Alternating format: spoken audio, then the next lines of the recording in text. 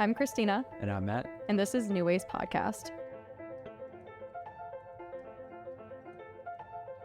Today our guest is a breathwork facilitator and a cold plunge coach. He's positively impacted so many lives, including our own, Gianni Neiviller. Thank you for being here with us. Thank you for having me. Sandwiched between the two of you. We're going to get really up close and personal today, to say the least. Yes. Definitely. So we're just going to start with the very basics right now. So I've met you through Breathwork, which you and your wife Kiki do the classes I attend, and they're absolutely amazing and have influenced my life so much. Genuinely, like, I can't thank you enough. And how about you share with our viewers then, what is Breathwork? Because I feel like it's not something that everybody knows about. No, it's not. And I always tell people in our class, if you could find a breathworker in your town, go do it. Mm-hmm. Go do it. What is breathwork? It is so many things, you know. First and obvious, it's breathing deeply into your diaphragm, shifting that oxygen upwards into your chest, allowing that beautiful, life-giving oxygen that is the sustainer of all life on earth to do what it needs to do in the body. We are all, I'm going to say we are all, many people today are shallow breathers. Rapid 12 to even up to 20 breaths per minute. And they don't realize it, but what they're doing is they're staying in that low level fight or flight. So when you do a breathwork session and you breathe the way I guide people really, really deep into that fight or flight intentionally, our nervous system knows the difference.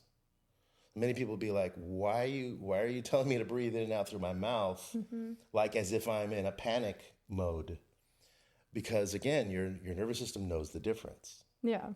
So that way, when you are done with this practice, you are able to respond to whatever outer stimulus happens. Let's say we're in LA, we could talk about earthquakes, right? If an earthquake hits, the first thing that's going to happen is you're going to go into fight, right? Yeah. Your body responds that way. The exact way your body responds to this outer stimulus is the exact same way you could actually bring your nervous system down. Does that make sense? Yeah. So you react, right? If you've done breath work on a regular basis and you've practiced at it, your nervous system already knows what to do immediately. It may take a few seconds, but rather than exacerbating that panic mode, your brain, your nervous system knows, okay, slow it down. Assess the situation and do the right thing, you know? Yeah, like not everything needs that parasympathetic, like fight or flight response all the time. Well, obviously, it's what's kept our species alive, right? Yeah. So we do need fight or flight. But the problem is, in modern times, in modern living, you know, that email from your boss or that argument you had with your spouse, your nervous system thinks it's that saber-toothed tiger chasing you, and it responds the same way. Even as you just said it now, I immediately had to like remind myself, okay, take a deep breath. Like you're safe. This isn't something that requires that big of a response and that system activation. And because that's one of the things when I tell people, like, that's kind of what's going on during breath work. They're like, why would I ever want to activate that? They're like, that sounds crazy to me. So also, besides just retraining your nervous system in a way is what I'm hearing, it kind of teaches you to rewire it. What other impacts can breathwork have on your body? Well, the physical benefits, you're expanding your diaphragm, you're expanding your lung capacity, you're reaching deep down into your emotions by doing that. Our brain, our prefrontal cortex, is like our filter. It's like our adult filter. And when we start breathing in that way, we essentially turn it off. We diminish the amount of oxygen going to that part of the brain, and the brain, the body being intelligent, we have to keep this machine alive. It sends all of the oxygen to the amygdala, to the limbic system, the autonomic part of our brain. And when all of that goes there and we turn off the filter, what happens? We start to emote, start to let it go, as you hear me say all the time in a breathwork session. I know. I've personally experienced some crazy stuff that I didn't even know was possible to bring up from breathing. I tell people all the time, like, it's like therapy, except you actually don't have to talk. Like, your body just kind of naturally, like, shows you everything that's been hindering you and lets you acknowledge it and release it. So I'm forever grateful for it. But I've never heard you describe it in so much depth as right now, and I really appreciate that. Because I know me and Matt have had our own personal experiences in your class where it's like, that's been the most beneficial for me, as I'm just like, I feel so much lighter after. Yeah. I what I love about it the most is that biology, that science I just described to you, but I love the spiritual aspect of it as well. Yeah. And I love how it combines both the spiritual and the scientific. That's my favorite part about breathwork. It allows you to go deep within, and as you've heard me say so many times, it's not just about letting go. It's about getting some answers. It's about reconnecting with your intuition, with that wise gut that we all have, that has been kind of clouded through this modern living. So you're back to benefits. You're also getting some clarity, getting some answers, finding out who you really are. Yeah, I agree with that completely. And I'm curious too, how did you get into breathwork? Because I feel like a lot of times people often have had their own life-changing experience with things that they're now teaching. Was that how it was for you, or? Yeah, it's such a windy road. I'll probably get the timeline wrong, but it started with getting sober first. Okay. And I kind of was in and out of sobriety. I got a good chunk in, good 5 years almost. And those 5 years were great, but I knew there was more. And then I fell off the wagon, as they say, and I didn't really go as down as I was before. I didn't hit rock bottom, let's say, even though my bottom was pretty high from the get-go. I realized that those 5 years of being sober were really good, but there was something not fully hitting the mark, you know? And so I don't know, I was out meaning drinking and smoking weed. Yeah. About 3.5 years, and I decided I'm going to go back, and kind of got a few months in, a few months out, a few months in, a few months out. Then I decided, okay, enough of this. I'm done. I need to figure out something other than just abstaining from drinking and smoking. So I got really into my health over a 9-month period. Mind you, I was still in and out of drinking, but for a good 9 months, I was really into my health, and I lost 86 pounds. Oh, wow. Yeah, it was crazy. I've gained about 30 of it back now, but... Did you intentionally try to lose that weight, or was it just okay? No, I did. Yeah.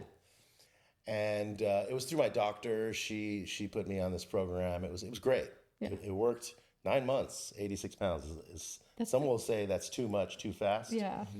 And perhaps that's why I gained the 30 back. I don't know. But so I got to my goal weight, and I said, okay, I'm here. Now I'm really going to get sober. Yes. And now this is where the timeline gets a little fuzzy. A good friend of mine sent me a text with a podcast. Love it. Love it. And here we are. Full circle. On a podcast.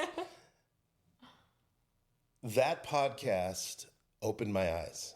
I mean, not just the host, but the guest on it, a guy named Luke Story, who I don't know if you've heard of him. I have not actually. So he has a show called The Lifestylist, and he is sober, and he was saying things that were I was really connecting with, and then he was using some terms that I'd never heard, like biohacker, and he was talking about how he experiments on himself. Talk about an addict, but he experiments with all of these modalities and all of this stuff. And I was like, what is he talking about? I couldn't figure it all out, but I was just really taking it all in. And he kept saying this thing that I thought I heard, cold punch. Cold punch? I thought it was cold punch. And I was like, what is this cold punch that he's talking about? And then... Sounds delicious. Cold punch. Right. Like, I'll take a glass of that. And then, so listening to him and I found out through Lacey Phillips, which was the show I heard him on. I went to his show and I was like, oh, he has a show too? And then from his show, I found another person. And then from that person, I found another, and so forth and so on. I just kept finding all these new podcasts. You went down the rabbit hole. I went down that rabbit hole. And a handful of them kept saying this thing, cold punch.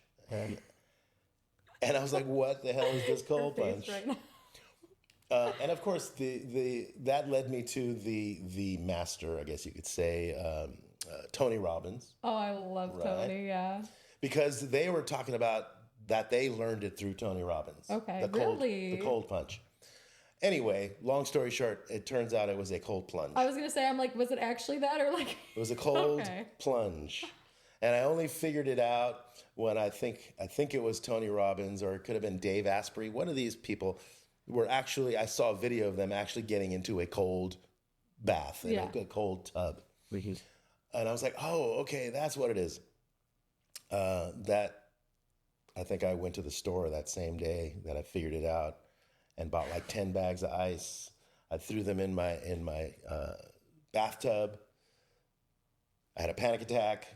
From getting in the water? Yeah. I hear that a lot, actually. It overflowed.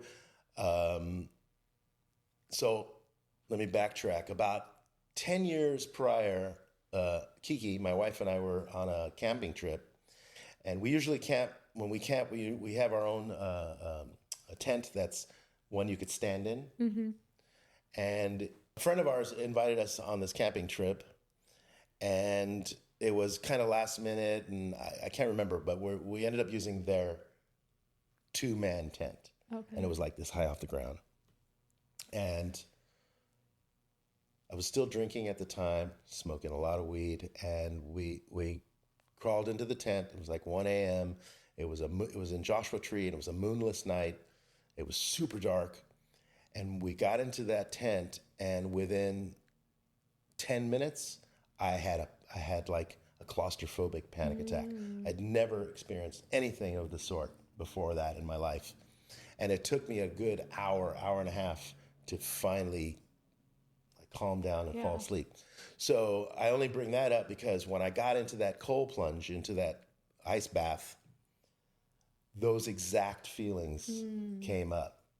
And I was alone at home.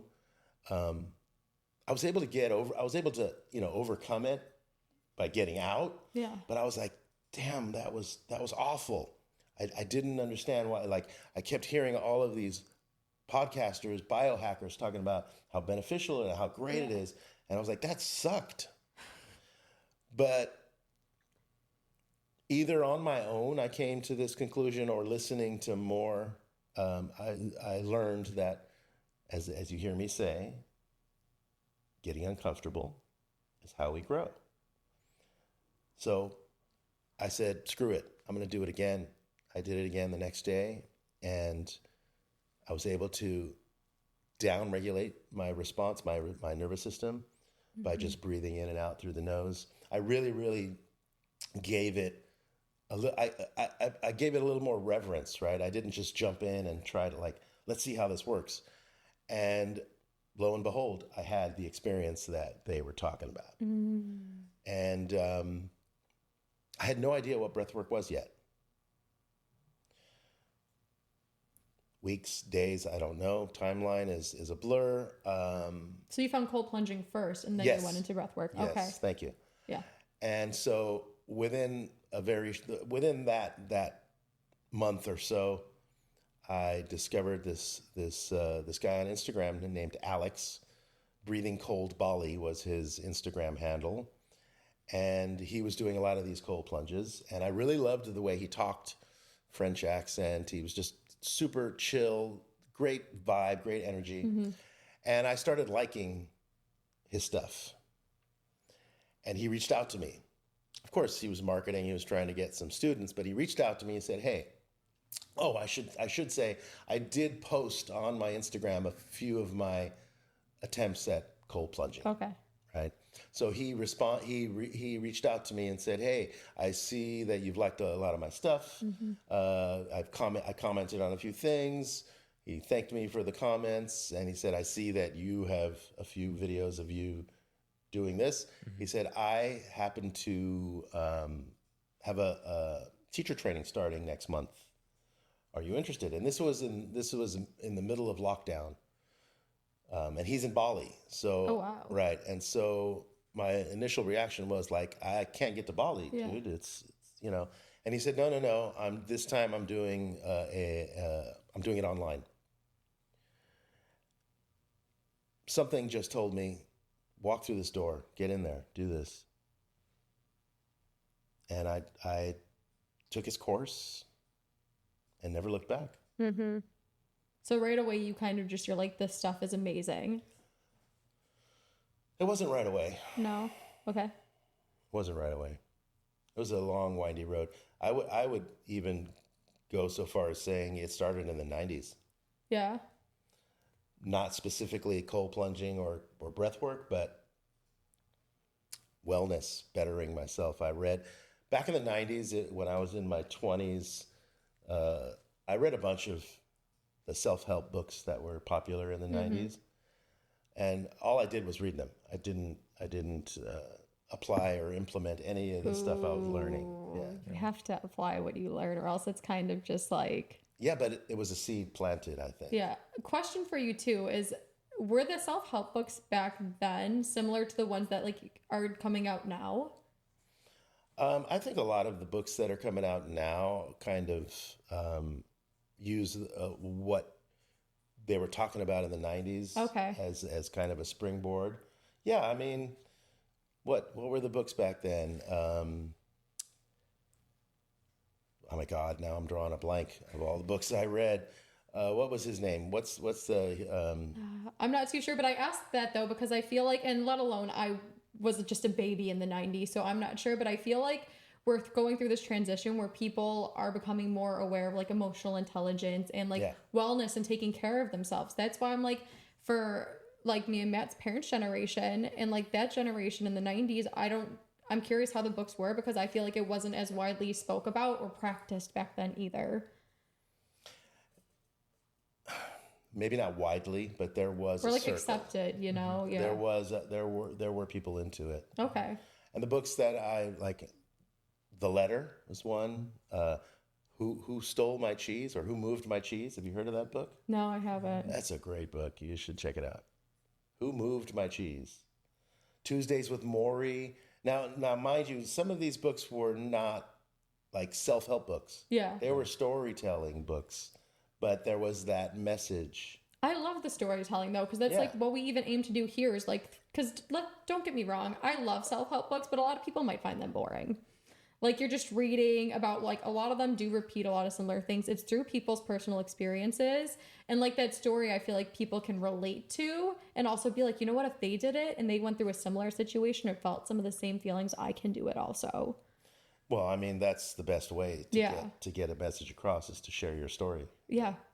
So you now teach in many different studios across LA, breathwork, and then your wife Kiki does the sound healing.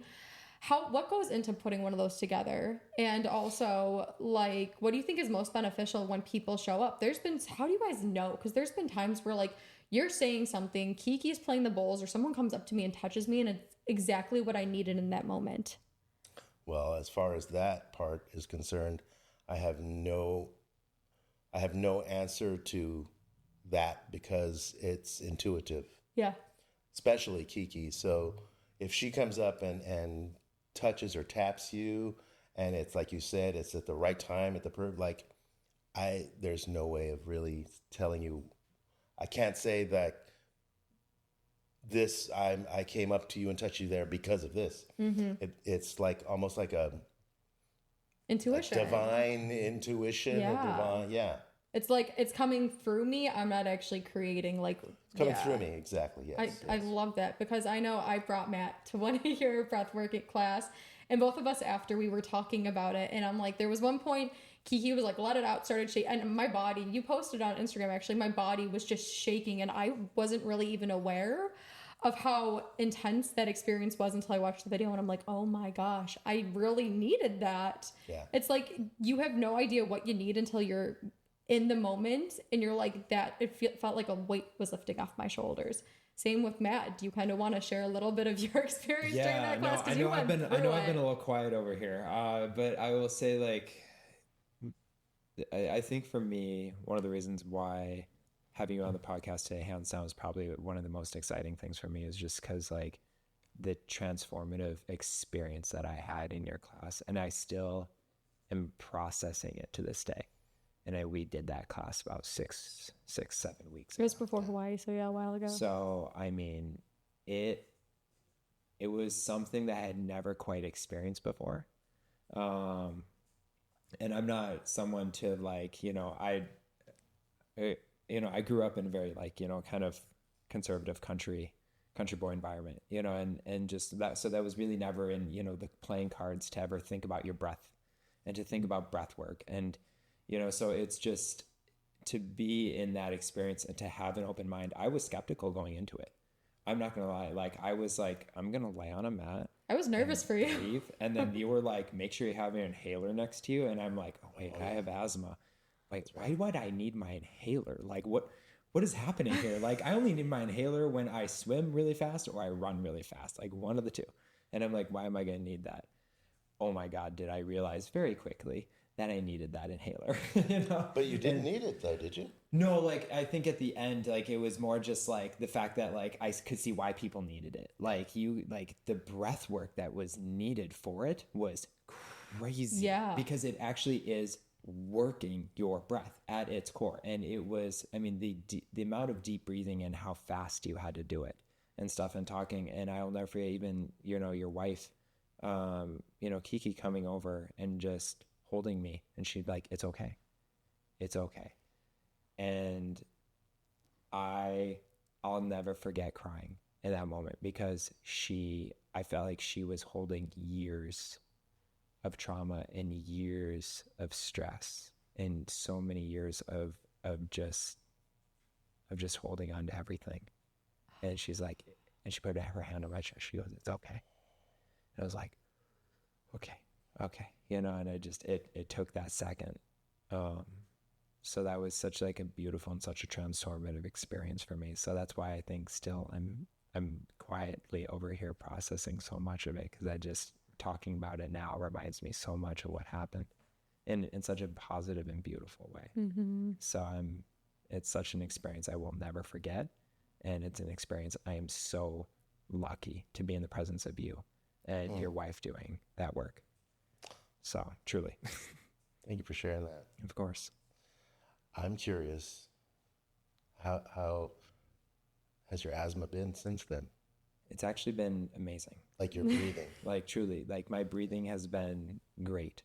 I was someone that, a lot of, my viewers know that I've struggled with asthma since I was a little kid. And it's been something that's been really, really difficult.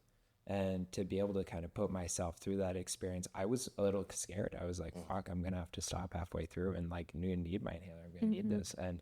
But the way that we were holding our breath and the way we were releasing it and then the way we were holding it again and then going in and out, in and out, in and out, it sort of, it held me all together in a way, which was so unique. And I thought, so, since then I haven't had the need to use it as much, which has also been so beautiful. So I've been very happy about that. Were you, and I mean, you just shared, you just said you cried and Kiki held you and gave you permission to let go. Without being too personal here on We're here to be personal though too. We Yeah. are very open here. Please. have you experienced a lot of grief in your life? Yeah. Yeah. And so a lot of, mystics believe that word mystic is so mystical, but a lot of mystics believe that we hold our grief in our lungs. Yeah.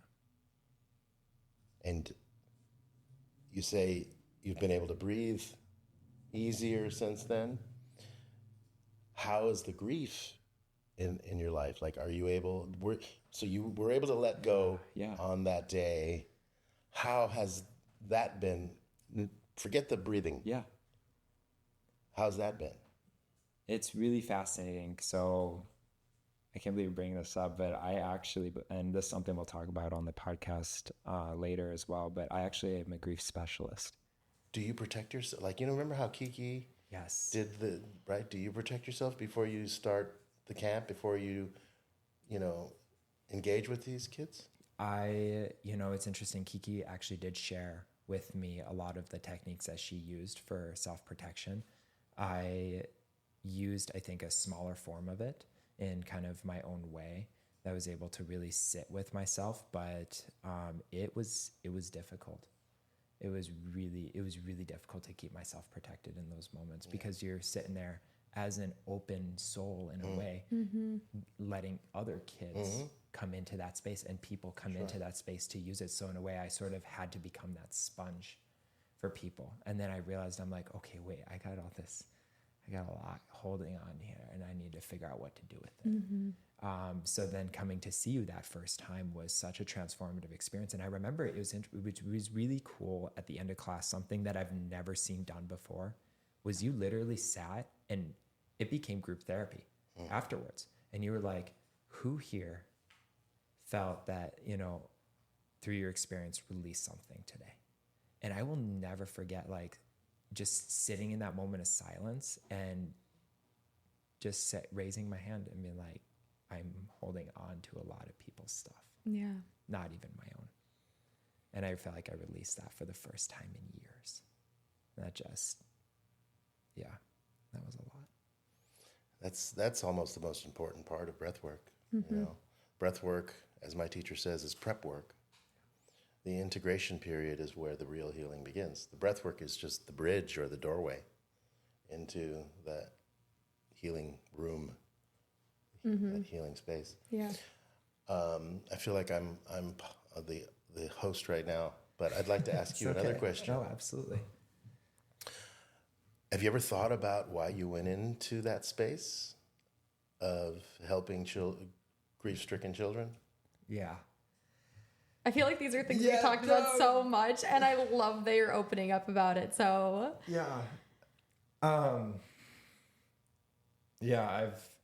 I've lost some friends and I've lost some people who've passed away from depression.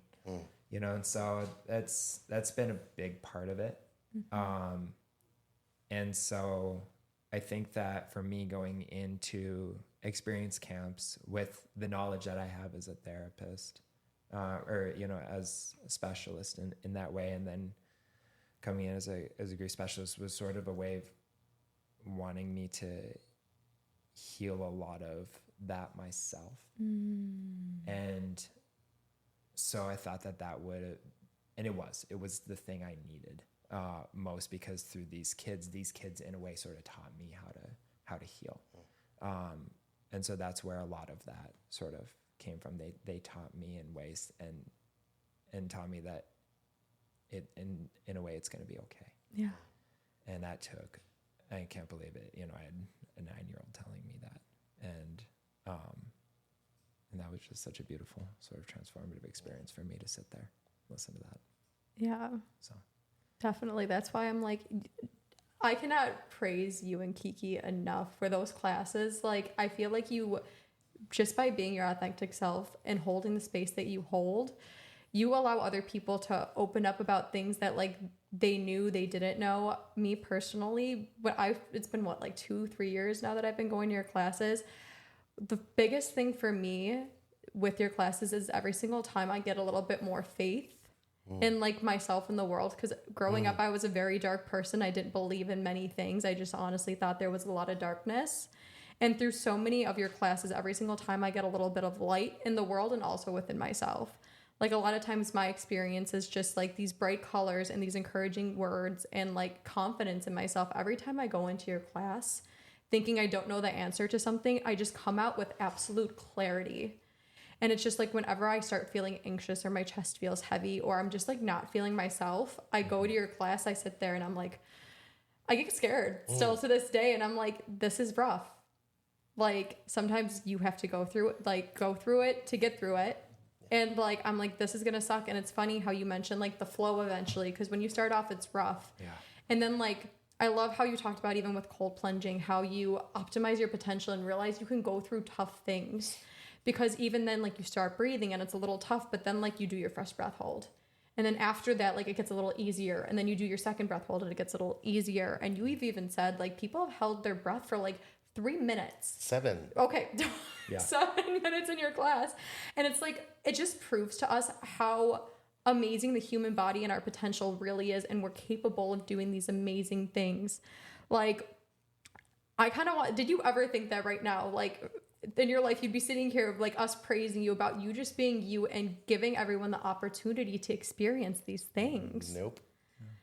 Like, it's beautiful. It's funny you asked that because I was just thinking to myself, bless you. I'm sorry. It's okay.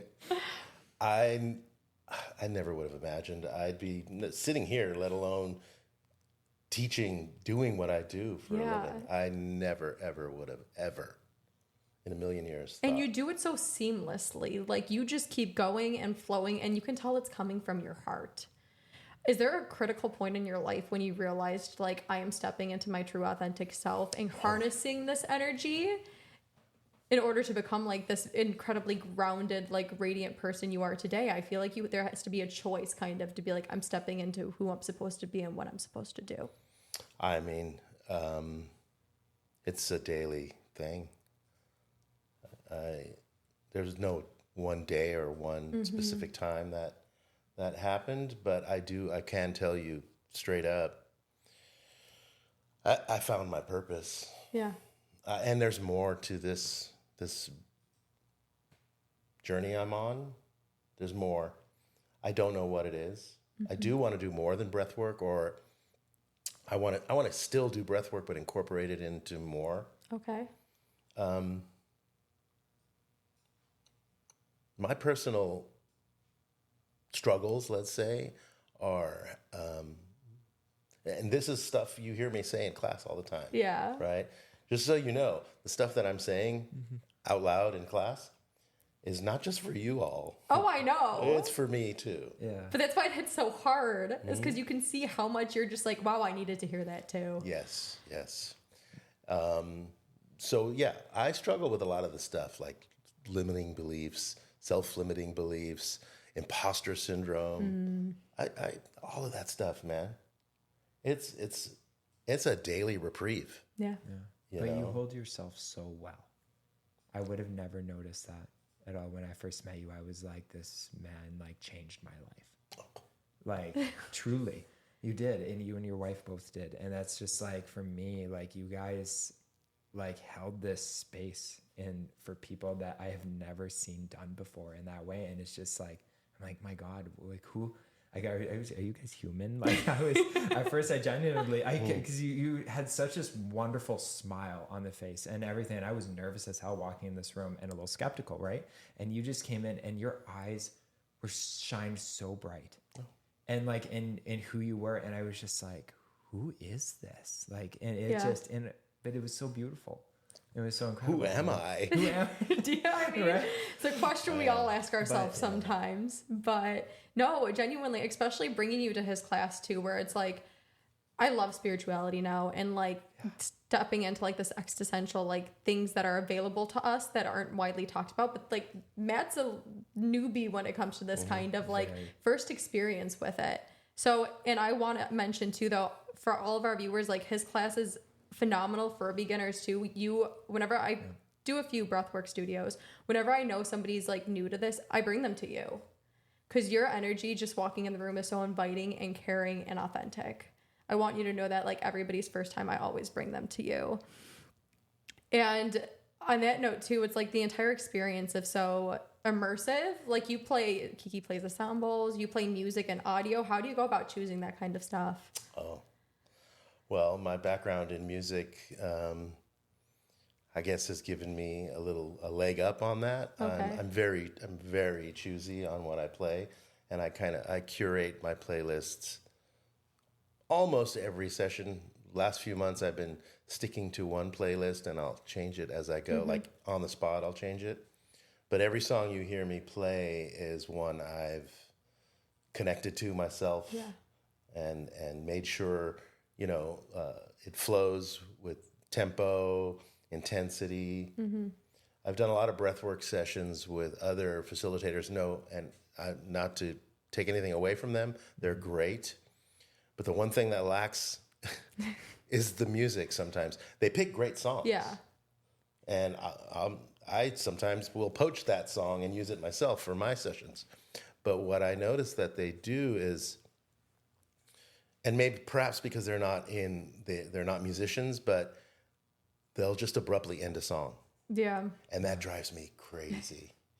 And it kind of I always tell you all to get out of your head. Yeah. That just puts me right into my head when because you're like, where'd the music go? Because I'll be breathing and vibing and flowing, and then it's like, if it just abruptly ends and then the next song, like they'll just hit next. Yeah. And I'm like, no, man, fade it out. Like, dude, like, I take music very seriously. Okay. What's your background in music? I'm a bass player. Okay. Played in a lot of bands. Didn't you have your own band? I have to do this right now. Didn't you have your own? I mean, I wouldn't call it my own. The guitar player and singer, my friend Armando, started it. I was his bass player. But yes, it was our band. Yeah. So I had a band. So music has been a big part of your life. One among many. Music. Okay. You know what? We were talking about purpose. Yeah. Let's talk passion. Okay, let's do it. Purpose and passion. When you could combine the two. Yeah. That's a happy way to live. I agree. And that's what I have found here in Breathwork. I found my purpose, and I am very passionate about it. Now, music, I'm still super passionate about, but it wasn't a purpose. Okay. Right? Yeah.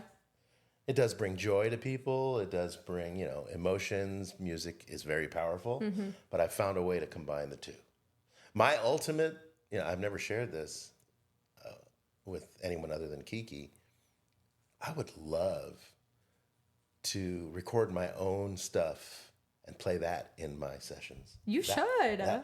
I'm not good at I'm not it's a limiting belief. Oh, shit. It's a limiting belief. She got me. Where there's a will, there is a way. And you have proven time in and time again to me that you are capable of so many things. I know. Time consuming. Pro Tools, all of that, all of those technical things. Yeah. I mean, I'm sure you could find anybody want to help this fine man right here. I'm sure you could find people to help guide you. That would be amazing. I'm not saying go off on a limb right now and go get a studio, but like if that's something you want to do. I certainly have a lot of friends that are in that space. Yeah. And I've had some offers. A good friend of mine offered. He's like, come over, spend the day, we'll hang out, and I'll make some music for you. Mm-hmm. So, I mean, it's there. I could do it. Yeah. It's just, I've bitten off more than I could chew. Yeah, I would say find what resonates most with you and is going to make you the most happiest, as well as like serve your purpose the most. But if that's something that like, hey, don't say I can't. Say it's either like I'm not doing it yet or I don't want to. There you go. I'm not doing it yet. One day. Yeah. It's up there on my highest goals to do. Maybe when Kiki have our own retreat center, because that's another big goal. Oh, I love that. Ooh. Maybe that'll be a good time to bust out with my own music. He's over here like a little kid. I love it. But that's what I mean is like, also too, there's so many things that we can kind of talk about because I know you're so interested in so many things with wellness. That's just like another tool in your tool shed is the music. What I love about each one of your classes too is, yes, we do talk about breath work and releasing things, but I feel like you always try to sneak in little areas of how people can improve their lives. Like I remember, and this is so fun, I remember the last time when I brought Matt to breath work, we literally talked about, and this will bring us down more stuff, but like we talked about bidets and toilet paper. I will never forget it. And I'm like, I love we that brought we're it up talking today about before this. the podcast. I was like, did you These use classes, toilet you get paper? everything, you guys. Like, we talked about bidets and toilet paper. Come on, share us a little bit on those passions. I don't remember that. No? I mean, I do talk about bidets, but I don't remember that particular day talking was about great. it. I think it was probably because we had just gotten ours, right? Is that? I think could that maybe be it? you mentioned Yeah. you're like, it's life-changing, all this toxic stuff we put on our body and in our body, like, you need to get one. It's amazing. Yeah. Toilet paper is toxic. Okay. Yeah, bidets, life-changing. It's funny because I grew up with them. Yeah, okay. Being of Italian immigrant parents, going to Italy every summer. All my cousins, every house in Italy has one, right? Yeah. And I was always like, I'm never going to use that thing. That's gross. I'm not, no way. Yeah. And I would not. I refused. And a couple of months ago, we went to a friend's house in San Diego to house sit, and he had one of the ones that are not a standalone one like in Europe, like the one I grew up with. Those are kind of intimidating, I will admit. They are. Yeah. They intimidated me. He had the one that is connected, like it's part of the toilet seat. Okay. And I tried it. And? I was like, oh, wow. The new ones are amazing nowadays. Like, they're literally connected to your toilet seat. Yeah. It was awesome. Sam has one with a heated seat. Ooh. Yeah, you know what? That is. That my friend that we went back to house sit again actually like 2 weeks ago, and his comes with a remote control. It's like high tech. I turned the heating part off. I didn't like that. Oh no! I did not like the heating part. So you're encouraging bidets because toilet paper is actually not the best for you. I mean, yes, absolutely. That's one reason. You're also saving, right? Saving the planet. True. Right? And people talk about like recycled toilet paper. Man, that's even worse. I've never heard of recycled toilet paper. That doesn't sound. Well, it's not toilet paper that's it's recycled. From recycled paper. It's paper that's recycled. Okay. But think about the chemicals. There we go. Yeah, that's really gross. But the chemicals they have to use. Could you imagine? Okay, Sorry. yeah, the chemicals they have to use to recycle the paper. Yeah. I mean, yeah. But I know where you're going here. I know where you're going, and we talked about this. Yeah, and also things that I know this is something you're pretty passionate. So tell me your sleep stuff. Okay. Yeah, or unless did you have something else you wanted to go? I saw that look in your face. Well, yeah, because we did talk about this Let's earlier. go. What was it? Kiki and I are making our own lotion. Oh, really? Yes, and I love it. Oh wait, are you talking about sunscreen lotion or just lotion? Well, sunscreen, I don't really believe in sunscreen. Neither do I. Matt hates me for it. We were in Hawaii and he's like, Christina, what are you doing to yourself? Well, to be fair, he is I'm very fair. Yeah. on the Fitzpatrick scale, very low. I believe it's low. Mm-hmm. Very. But you just got to build your solar callus. So you can do it. It takes time, but you just have to build your solar callus. See, Didn't I share that? Like, it was the theory of mine. It was literally I'm convinced I just keep getting, because I'm German and Hungarian for the most part, like not really the darkest skin type. And I'm like, I just live in the sun so now. here's a question. So I'm how, like, does, you can train how your... does one do that in a safe way? Because like the UVs can be very intense Okay. for some people. Well, let's start with sunglasses. Do you wear sunglasses? Yes, every day. Okay. Well, you have light eyes, and it's understandable. But what you want to do is start building your solar callus through the eyes. And far be it from me to really, I'm not an expert on this. Yeah. I would say start listening to a guy named Jack Kruse with a K, Kruse. Okay. It's a great episode, great podcast. Do you know Rick Rubin? Yes. Mm-hmm. The music producer? He has I a love great him. show. His book is great. Oh, his new book, I want to pick it up. It's really good. It's a very easy read, and it's very inspiring. Have you listened to his podcast? No, I have not. It's called Tetragrammaton. Okay. Tetragrammaton. Such a cool guy. Yeah. Yeah. I'm obsessed with this podcast now. Okay. So he has Jack Cruz on 4 episodes, 2 with Andrew Huberman. You heard of him, right? No. I've heard of him. I've actually watched him on a podcast a few times Yeah, too. he has his own called the Huberman Lab. These are great. Yeah, these are great podcasts you're mentioning too. I love them. So he has 2 episodes, part 1 and 2, with Andrew Huberman and Jack Cruz. He has another one with Jack Cruz and some journalist. I forgot his name. And then he has another one with Bobby Kennedy, Robert Kennedy Jr. So Jack Cruz is the leading doctor when it comes to sunlight, our skin, mitochondria, telomeres. I don't know if you know what those words are. Solar callus. I think he actually came up with that term. He's the leading person. So I would say go down that rabbit hole. And just so your listeners know, if you search up Jack Cruz, you're going to just Google's just going to tell you he's a quack. But as we know, quacks usually are telling the truth. Yeah. So start with sunglasses. Slowly. Don't wear them all day long. Allow that sunlight to get in your eyes just for a little bit, then you can put them back on. But see, here's why I say sunglasses. And this is going to sound crazy, but at the same time, you're going to be like, oh, that makes perfect sense. Our bodies, this machine that we're walking in, this meat suit, as I forgot who came up with that term, this machine is highly intelligent. God or whoever you believe created us was not fucking around. Can I say bad words? No, yeah, completely, please. Absolutely. God was not fucking around when he or she or it made us. Yeah. So when you go outside, when you go to the beach, when you go to the pool, and you wear your sunglasses and you lie out there in the sun, your body, your skin, your solar panel, which is your skin, which has thousands upon thousands of light receptors on it, thinks it's indoors. So the sunglasses are signaling the brain to signal the body to not release very specific hormones that will protect you from burning. Fascinating. Fascinating. You know how I believe literally the body is capable of so many unique things. Like, it's very regenerative. I'm a firm believer that we can, it's scientifically proven that we can think ourselves into pretty much growing more muscle mass and healing parts of our body. Like, you'd be surprised when you give it the opportunity to show up for you, the amazing things that it can actually do. When you treat it right, you respect it, and you listen to it.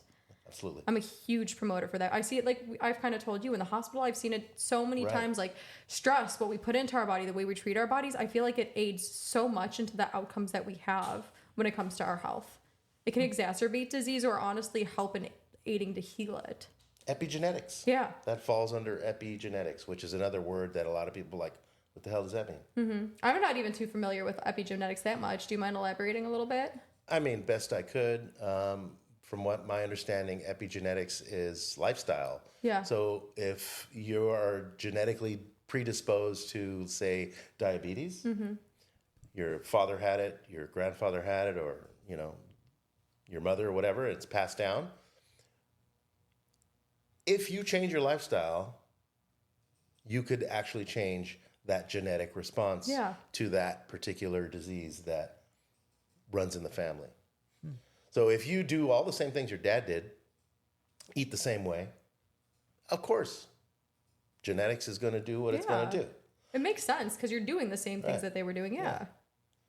There's another thing you said before I forget, how you could think your way. Yeah. So we've all heard of placebo, the placebo effect. Have you ever heard of the nocebo effect? No. Is that like pretending you don't have something and it'll eventually kind of go away? And is that what it is? No, it's the opposite. It is thinking you're sick and thinking your way into being sick. I've seen that firsthand Yeah. so many times. It's actually crazy because this was a few months ago in the hospital. They had me on an oncology unit, and this woman has a history of mets to her brain.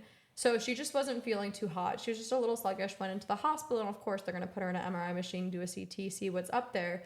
And the doctors are like, we still want to do more tests, but we think that the Mets might be back. And then I'm not even kidding you, with that same day, she became like, she wasn't able to talk as fluently as she previously was. She had difficulty swallowing. And I'm like, calm down. Like, we don't know that. She was literally like so sad. She's like, they're back. Like, I don't know what I'm going to do. I'm like, calm down. We don't know what's going on yet. Like, let's wait for the doctors. It might take a little bit. Personally, I don't think it's fair they even brought that up to begin with. Yeah. But she started experiencing these symptoms. And then guess what? Literally like 2 days later, this poor woman, they walk in, they're like, it was a fluke. You don't have meds. There's no cancer. Like, you're fine. But and then like, it's so weird though, because after that though, her speech came back. She was able to swallow fine. She stopped having headaches. Yep. And I'm just like, this needs to be more widely talked about. It's also proven too. I was looking at a study where like when doctors tell their patients the shortest recovery time, they actually end up recovering faster versus when you tell them the longest one, it takes longer. I'm like, why isn't this being talked about? Because it doesn't support the medical industrial complex. I know. Yep. I'm just saying, I've seen it, and it's been so prevalent in my life. I know you mentioned to me too, I'm like, the more I started having a more curious experience with life and like taking care of myself and putting like my well-being and my mental health as a priority, I've never felt more energized and younger in my entire life. Guilty. Yeah. When you told me you're like, you could say my age. You're 57. And like the energy you bring and the presence and honestly even how you look, like it's amazing. Save for the grays. And the gut. What are some key things in your life that you do for yourself to make sure you're optimizing your health and just your mentality? Well, first and foremost, sleep. Okay. I take sleep very, very seriously. Mm-hmm. Sleep is more important than exercise and nutrition combined. Okay. I make sure I get to sleep no later than 3 hours after the sun goes down. Of course, it depends on time of year. Mm-hmm.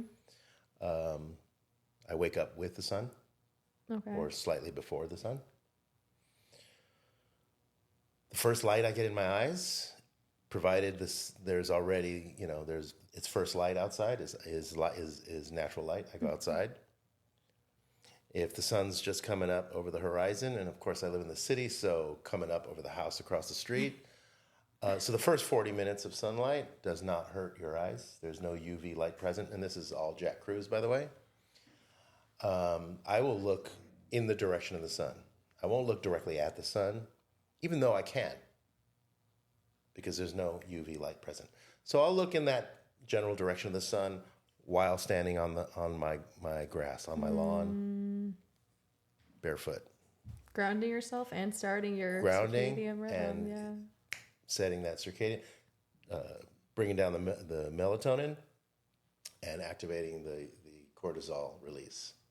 So I do that. I do 10 if I'm in a hurry. 20 minutes is what I like to shoot for. And if I have time that morning, I'll even do 30 minutes of just stretching, some qigong right at that sun on that grass. Right after that, jump into a cold plunge. From there, then I make my coffee. So at this point, it's like an hour later. I don't do coffee right away. I am not against coffee. Mm-hmm. I'm a snob. I make sure my coffee is not more than 3 weeks roasted. Mm-hmm. So I get my beans, and there's a roast date on the brand, the various brands that I get. So I make sure I don't want any mycotoxins in me. A lot of coffee has mold in it too. Immediately, like after 3 weeks of mold, after 3 weeks of roasting, mycotoxins start to develop. So I do that. I throw some MCT oil in there. I throw some ghee. For those who don't know what ghee is, it's also MCT oil. Medium chain triglycerides. It's coconut oil, but something is removed so it doesn't have that coconutty taste. I don't know how they extract it. Would coconut oil do like the same thing though? Yeah, when I'm out of MCT, I just use straight coconut oil. Okay. And it tastes, I got a little bit of a tropical coffee. I love me some coconut. Yeah, me too. Yeah. Before I started making my own lotion out of beef tallow, I was using coconut oil on my skin, which is great, but the beef tallow is just next level. So there's that, right? There's the MCT, the bulletproof coffee is what it's called. Okay, yeah, I've heard of it. It's called bulletproof.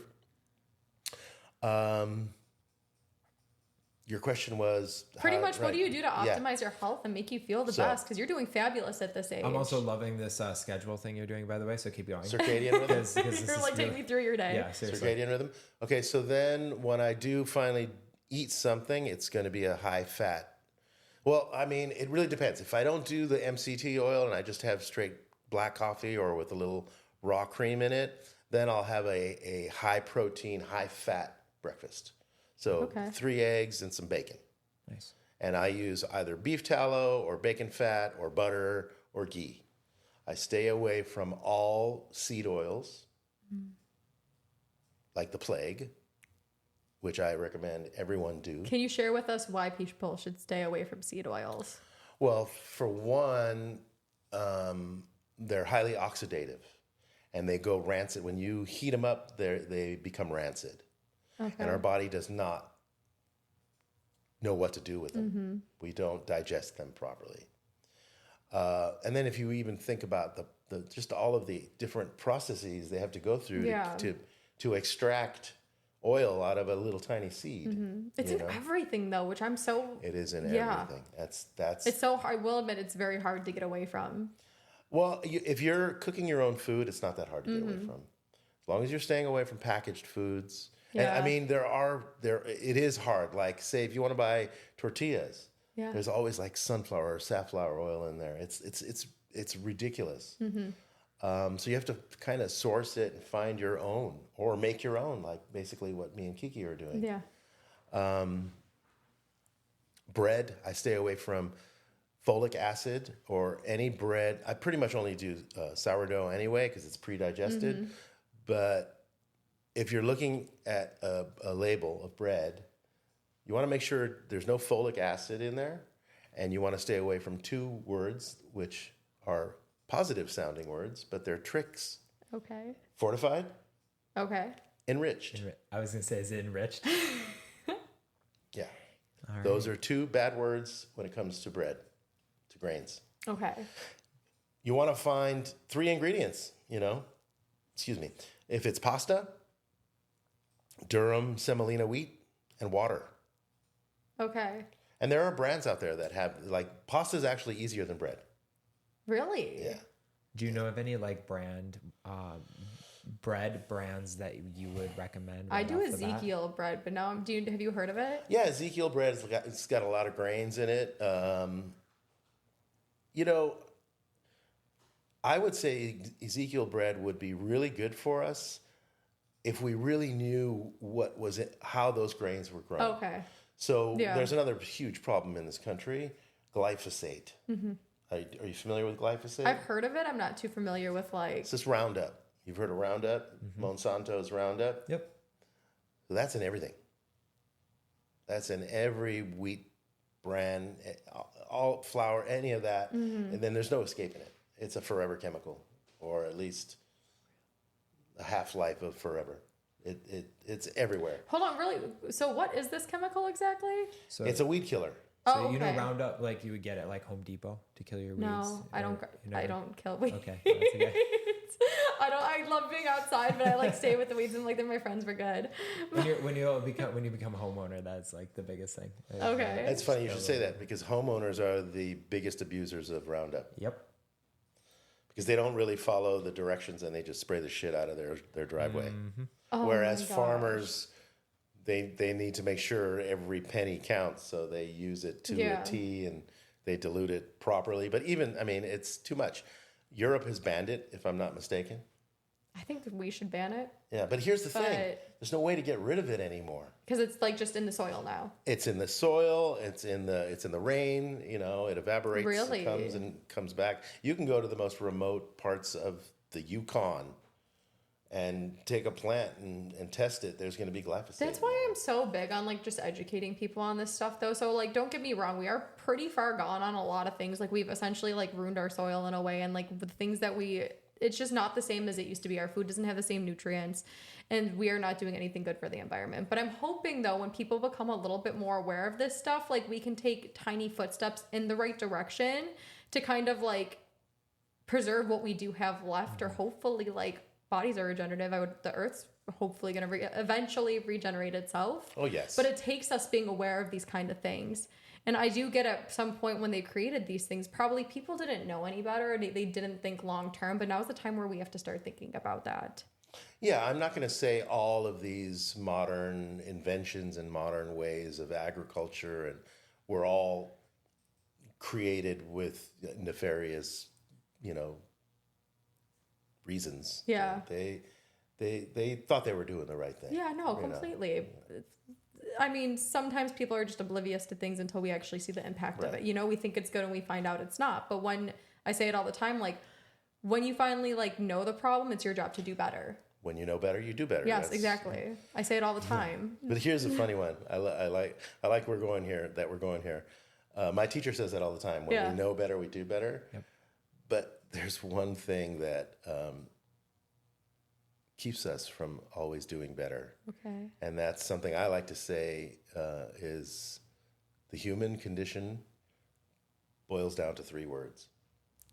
Okay. I know, But I don't believe in that word, though. Like I said before, but. You don't believe in it. I know. But walk outside and ask anybody on the street. There's so many people that I talk to, I work in recovery centers. Mm-hmm. I do breathwork in recovery centers. Oh, amazing. And I would say 99.9% of these kids, they're not all kids, but I guess everyone's a kid to me now, right? Stop. They all vape. Oh, yeah. Every single one of them has a vape in their hands. It's the phone and the vape.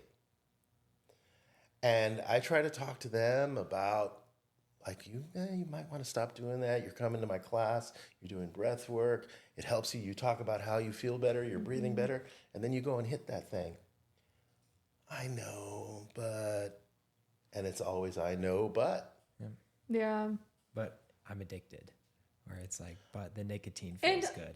It feels good. I've heard every... I know. And the thing is, though, is we are creatures of habit. That's the problem, I feel is a lot of times, especially now, where we grow up in a microwave generation where everybody wants just this instant dopamine fix. Everybody wants to just feel good right now. They don't think about the long-term effects. And that's why here I'm just encouraging people a lot of times to take those baby steps and try something new and just try. Because even when you were talking about food, though, a lot of people, it can be intimidating. Oh, big time. A lot of people are okay, so now I have to go get adequate sunlight, and then I have to put my feet in the ground and make time for that, and then I have to eat my food and make it the right way. But speaking from personal experience is when you just take that first step and that tiny step and stay consistent with it, the next step seems a little bit easier. Mm-hmm. And the next thing you know, you're a year or 2 down the line, and then holding yourself accountable has turned you into this rock star of a person. It's not like you have to quit everything right away. It's those little steps that add up over time. And the next thing you know, you're I'm showing up for myself in ways I didn't even know how to before. Especially when you start feeling the results. Yeah. That kind of inspires you to stay on it and keep going. Yeah. I think it's really important, though, to note that it's okay if you fall off or if you do have a cheat meal or something, to not beat yourself up, because then now you're going backwards, and if people are on that trajectory and they're doing all of these good things for themselves, and then one day they do something wrong, and then they get all down on themselves about it, that could have that could be counterintuitive and send them down another rabbit hole. I've already quit. I might as well just go right back to where I was before. So it's important to give ourselves grace when we do that. And I mean, here I am sharing this. I got to hear it too. I'm saying it because I need to hear myself say it, because I need to see myself do it. Yeah. I'm guilty of it too. Yeah, absolutely. And can I ask, what are some things that you can, you would say to someone to in a way sort of, be kinder to yourself? What are some of the things that you talk about that can really help people through those things? Because there are people we mess up, right? And we're not going to be perfect, and we're definitely going to plateau some points. And if anything, we go down. And so what are some things that you could share with our audience about things that you can just sort of remind yourself of, and talk about ways to that be kinder to yourself in that way? There's various ways to go about that. I would say one really effective one would be to reach out to someone else in need, to help someone else, to be of service. That will always get you out of yourself.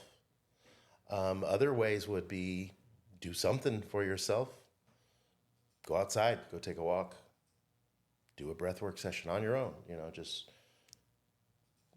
Find a YouTube breathwork, a 10-minute Wim Hof. Go on your app that you just became a part of, Go right? on the Breath Source. I'm on this new app called the Breath Source. Many ways, grace. Give yourself grace. Don't beat yourself up. Don't judge yourself for, veering off of that road you're on, Yeah. That's really important, to give yourself grace. What else? I would say... Have you always given yourself grace? Is this a comedy show? No. I mean, but that's the thing though, is like, especially too, like me over here, like happy, bubbly, like think positive, like all of us have been through those points though, man. Well, hey, I mean, you just kind of hit something. Sometimes we got to give ourselves grace for not giving ourselves grace. Yeah, like actually, it's okay to have like these down moments. We are human. I like to say like we're so much more capable of things, but it's like, even like to me, you are just like this rock star of a person, like doing all these good things that are for you. But like, even you're over here like, I haven't always been like this. Are you fucking kidding me? Yeah. Like, no, yeah. And if anything, that just proves though how far you can come from those down moments. That's why I'm so big on reflecting. I'm like, yes, it might sting a little bit right now, or you might not feel like you're living up to your full potential, but at the same time, look how far you've probably came. That's for sure. That's another one, is maybe do an inventory, like what they do in a 12-step program. Write out an inventory. Just, celebrate the little wins in life. Journaling is another one. That's huge. Journal, yeah. That's something I consistently recommend to everyone. Back to going outside, ground. Go stand on the earth. Yeah, being in nature. Yeah, being in nature. Listen, mindful walk. Go on a walk in nature, but really turn off your thoughts and focus on the sound of the birds, the sound of the wind in the trees. Like, as corny and woo-woo as that sounds, that shit is real. I'm curious for you, because you and Kiki also do like one-on-one coaching and like these group retreats, like group sessions in a way too. Yeah. If you don't, and you don't have to bring up anyone's personal experience, I don't expect you to, but what's a lot of things that you see people coming to you for to help them with in regards to like the cold plunging and breath work? Like, what's some common themes you see? I would say the most common theme is just daily stressors, daily living, daily stress, career stress, money stress, relationship stuff. I had this gentleman come who was having marital problems, and sometimes breath work can lead to clarity that doesn't always benefit everyone. So he came in. Scary clarity when you realize Scary something. You're clarity. like, I I think I knew that, but that's actually, Well, it wasn't him. So he came in, he did a session with me and had a lot of clarity, and was so moved by it. He's like, I have to have my spouse come in here and do this. So he scheduled a session for his spouse. And they were having marital problems. And she came and she did a session. And at the end of the session, she said, I have clarity. I think I know what I need to do. Yeah. See, It's for the better. I know, but that's the thing. I know so many people are like, oh my gosh, like this world just got blown up. But like, I'm sure we've all had experience like this where we stayed in things that we were just so accustomed to that we thought were the right thing was actually the complete wrong thing for us. And essentially all we landed up doing was prolonging our own suffering. That's what pretty much is. We just sped up the process. Yeah. I don't know what ended up happening between the two of them, but from that initial share after her session, it looked like she was going to end the relationship. And he had her come because he thought he was going to be saving his marriage. I was gonna say he probably came in with a sense of optimism, and she came like, Right. That's huge. But it was optimistic for her because yes. she was like, I know what I need to do now. Wow, I mean, it's so, but in a way that's so powerful to come from the fact that like everyone's experience. And this is just so from like the different. breathwork experience in a way. Like she got clarity through like, because I've been in your sessions. You're not telling anybody to think one way or another. You're like, whatever comes up, comes up. I'm just a guide of breathing. Yeah. Like Well, you we have no all have influence our- on it, really. We have the answers within us. Yeah, completely. And her answer was probably, unfortunately, not the answer he wanted her to have. But there's been times I've been broken up with even, and I'm like, thank God that happened long term. You know what I Right, mean? Because if I can only like, if I stayed with this person, for we sure. were never a match. And like, I feel like we all teeter around like emotion so much where like we don't want to hurt other people's feelings. And in the process, though, we hurt our own emotions and our own relationship with ourselves. Sure, absolutely. And that's not okay either. And staying in it. Yeah. Well, like you were saying a minute ago, the staying in it, sometimes we humans stay in our misery or in a not good situation solely because it's familiar. Yeah.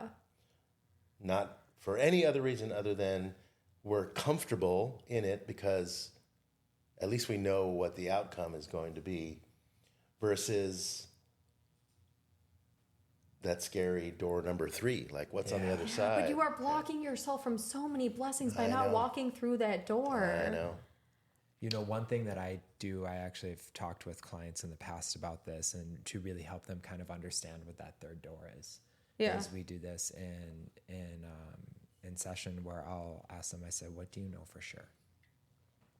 And Nothing. That's what I said. and that's the thing, right? So the thing is this, right? So for us, it's like nothing, but I bring people down to the ultimate basics, like ultimate basics. And I say, you know, you're here in the location you're in. Why are you here? You know, so then you say, well, I'm here because of this. And I say, well, you're here because of this, but you're here to talk about what? This. So like when you end up start breaking it down for people, they end up actually being able to kind of clarify those thoughts because so much of it is so loud. Yeah. Right. Opening and that third realizing door why they're there is to so begin with loud. then, like this is why I came. And they come to it on their own. And they come to you it on kind their of just correct. Right. Yeah. You build that roadmap. You build that foundation for people to understand, okay, wait, this is why I'm here. This is what I need to discuss. And this is where I want to see myself. So, and then through that, we end up talking about goals, right? Yeah. And then those goals are then what lead us to opening that third door, to feel that bravery to opening that third door and feeling those and kind of feeling that moment. Yeah. It's funny you're talking about this because just today I had a session at my regular Wednesday recovery center, and one of the clients, and this is not the first time he's done this, just lies there. It's, you know. During the breathwork session? Yeah, it's different I'll than. admit I like to do that sometimes. I'm like. Yeah, but it's different. So when you actually go online, you book your session, you're coming for Yeah, for a reason. I know You're I need coming it. with Is an why I'm intention coming. Yeah. for healing. In recovery centers, it's a little different because sometimes they're not necessarily forced to do group, For sure. but they're like, and they just kind of just, like I said, they'll be vaping in the middle of a class. So this particular young man was just lying there. And again, not the first time he's done this. So at the end of class, at the end of group rather, when we had everyone do their shares and everyone kind of left, I kind of asked him, just point blank, and you've heard me say this out loud during session, Okay. Why are you here? Yeah. Right? So I asked him, I said, I'm not going to say his name, why are you here? Like, not just here in this group breathing. Why are you here in this facility? Second, because that question you could take it further. Like, why are you here on this planet? That's what I thought. I'm like, oof, that's a deep question to ask somebody. Yeah. Well, because a lot of people are like, he did not. Yeah, but it sparked, it planted a little seed in him. Mm-hmm. And later, when we were we were walking to our car, he was out in the patio smoking a real cigarette this time, because a lot of them do both. Okay. And he came up to me and he said, "Hey, thank you. And I was like, for the session? He's like, no, thank you for kind of calling me out like that, like asking me why I'm here. I love that. And I really need to reassess and rethink why I'm here. And in his case, he meant at the recovery center. Yeah. Why is he here? Are they there willingly, or is it a place where people can kind of bring their loved ones in a way, or like it's like court mandated? Is it Nudge from the judge is what they call it. His particular case, I don't know. Okay. Everyone's different. Some are there because they want to be. So it's a mix. Yeah. Yeah. Okay. Yeah. Wow. Yeah. I feel like people do need that though, and that's where it's like, I'll even tell Matt sometimes, I know I come off a little harsh, or like I know that what I'm talking about is very big and it can be intimidating to some people, but you never actually know what some people need to hear. Like, I wouldn't tone yourself down just to make other people feel comfortable or just accept sometimes. I do believe in accepting people for who they are, but I feel like asking a question and encouraging people to think, like, you never know what that person might need. And I kind of wanted to touch bases on this because I know you brought this up and it's something kind of you experienced and near and dear to your heart. In regards to other people, this came up kind of in my mind when we were talking about the marriage, is like, we talk about outgrowing individuals in our life in a way, or just not being on like the same kind of energetic field that we used to be with them. And it's in a sense like heartbreaking sometimes, but have you experienced that? How have you kind of like gained clarity when it comes to like, I'm just stepping into a new me, and sometimes you leave people behind when you do that? Mm-hmm. I'm glad you asked that. And that's a hard one for me. Yeah. I'm at a point in my life where I feel, and this is probably just my perspective or my perception of it, but I feel like I've outgrown a lot of people that were very close to me and people I grew up with. We talk about this too all the time, and we're Good friends. I still love them dearly. A lot of them are kind of confused at what I'm doing. So that's what leads me to believe that maybe I've outgrown them, or maybe I haven't outgrown them. Maybe they're just growing in a different way and they just don't get it, which is fine. But it is difficult for me because you think you have these lifelong friends and they'll support you no matter what. Mm-hmm. And I just like, this is kind of emotional I could get emotional talking about this because I feel like they've just dogged me out. Mm. Like, I've invited them to classes. Yeah. I've invited them to just do it with me. Like, just come to my house. Let's do breath work. They don't want to do it. Granted, maybe there's some fear in that. I was going to say, this is coming from just like me thinking, not like a blaming, but like, have you ever thought maybe they're scared of what's going to come up for themselves?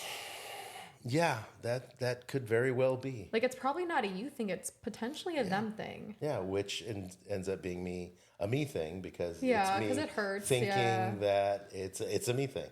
For sure. It's a touchy subject.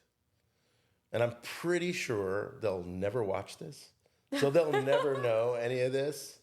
Is that comforting for you? No, I really wish they would watch this. Yeah, okay. Send it to them. I really wish they would. I grew up with a group of guys here in Hollywood, not far from the studio. Some of them I have just straight up like, why won't you experience what I'm doing? Like when I was in the restaurant business, you would come eat there. You would support my family's restaurant. Mm-hmm. When I was playing a show, you would come to the club. You would come watch us. You know what I mean? But why won't you do this thing? And again, it might be because they're afraid to face some of their own emotions, or maybe they just think I've lost my mind and I'm a cuckoo and I'm doing all this woo-woo stuff. And I really don't know. You haven't asked them why? Like, some of them I have. And what's some the of response? them I haven't. Okay, well, this could be just me reading into things, but they're like, yeah, no, what are you talking about? No, I'm just busy. Life is busy.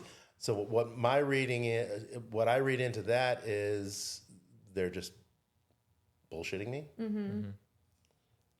I mean, I know their lives are busy. Yeah. I know that they all have their own careers, their own families. But again, I see, and this is where social media is terrible, and I try to stay away. I see that they go to each other, they do stuff with one another still.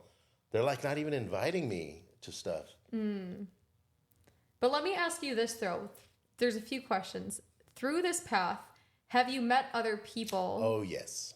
Okay. You.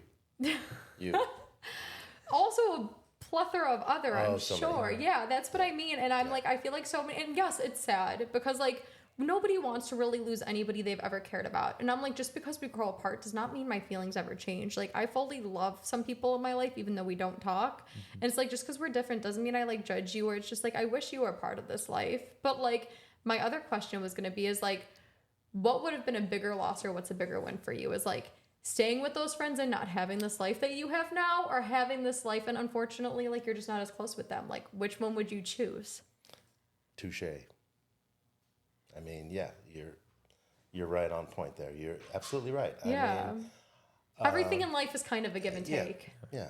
Can I also say one thing too, just in regards to your classes and like maybe people that are like apprehensive about it? Because that's why I bring this up, is because like It is. when I go back home to Chicago and even mention breathwork to people, because it's not like as big out there, people are like, huh? What? Yeah. What are you talking about? And get like that weird look on their face. Yeah. It takes a big person to come to your class.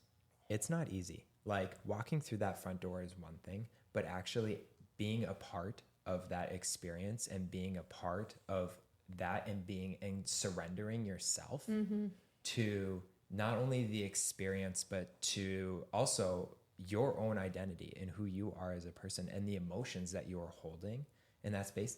It's hard. Absolutely. And you know, in a way, but I say that in the best way possible, Yeah. because I think that so many people are in a way sort of scared to do that. Mm-hmm. You know, I definitely was at first when I did. And I say, you know what, if I'm going to do this, I'm going to do this right. I guess everyone in their own time. And I mean, I say this in class all the time. Thank your nervous system for protecting you. Yeah. It's been doing that your entire life. You can now give it permission to take a rest and feel. Like, what do I always say?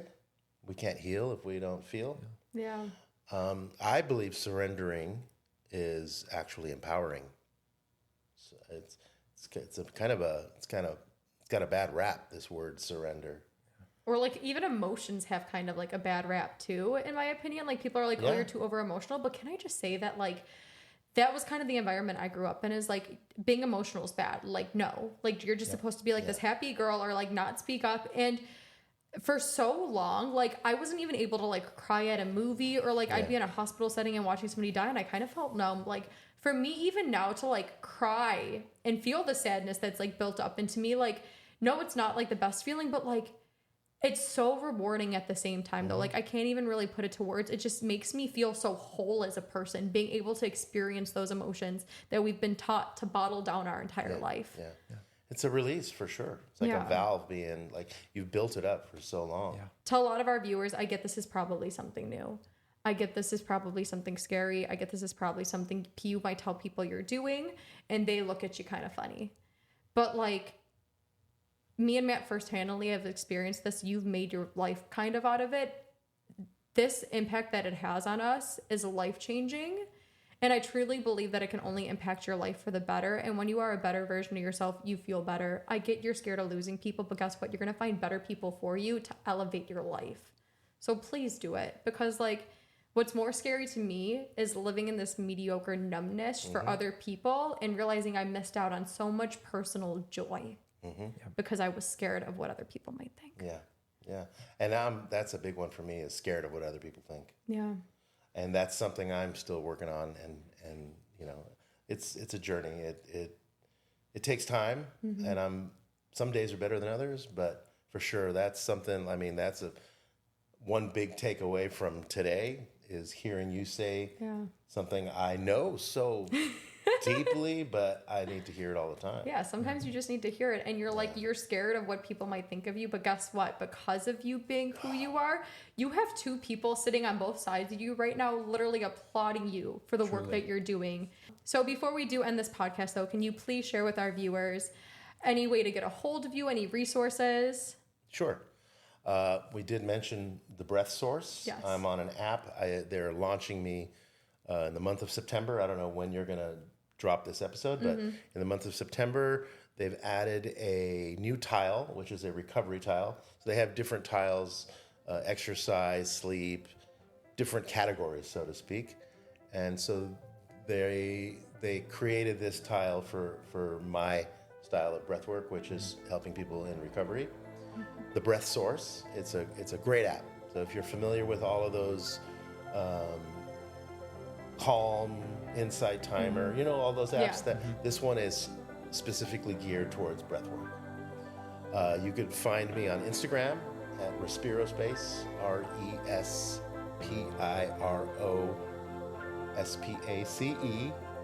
Respiro means breath in Italian. I'm Italian. My parents born in Italy.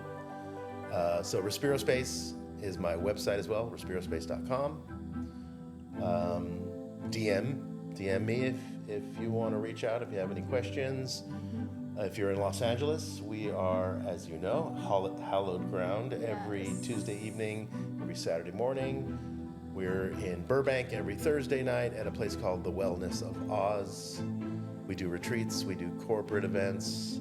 I'm at various recovery centers. I've got a TikTok and an Instagram and a Facebook, but I don't do those. I mean, I have one, but I don't use that shit. Yeah. Instagram is it. We will link everything in the description. So to anyone who wants to check them out, please do. Your life will never be the same once meeting this man, I guarantee it. True. So we will link everything below. And I just want to, on that note, Gianni, thank you so much for being here. It means the world to us. And this was truly an enriching conversation. Thank you. So thank you so much. And thank you guys so much for listening. I love you. Thanks. Thank you.